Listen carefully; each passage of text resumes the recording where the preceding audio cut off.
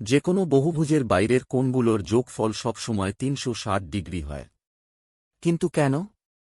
আজ আমরা ত্রিভুজ থেকে দশভুজ পর্যন্ত ধাপে ধাপে এই ম্যাজিক প্রমাণ করব। প্রথমে একটি ত্রিভুজ দেখি। এর প্রতিটি বাহুকে সামনের দিকে একটু বাড়িয়ে দিই। তৈরি হল ৩টি রঙিন বহিঃকোণ। এবার ত্রিভুজটিকে ছোট করে বিন্দুতে পরিণত করলে দেখুন কি হয়। একইভাবে চতুর্ভুজের ক্ষেত্রেও ৪টি বাহুকে বাড়ালে ৪টি কোণ পাব। একে সংকুচিত করলেও সেই একই ৩৬০ ডিগ্রির ম্যাজিক গোলক তৈরি হবে। এবার ম্যাজিক দেখুন। পঞ্চভুজ, ষড়ভুজ, সপ্তভুজ।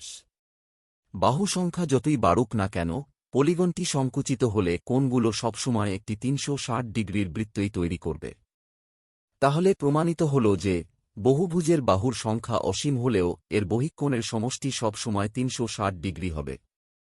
সবসময় লজিক দিয়ে অঙ্ক শিখুন, কারণ অঙ্ক ম্যাজিক নয়, লজিক।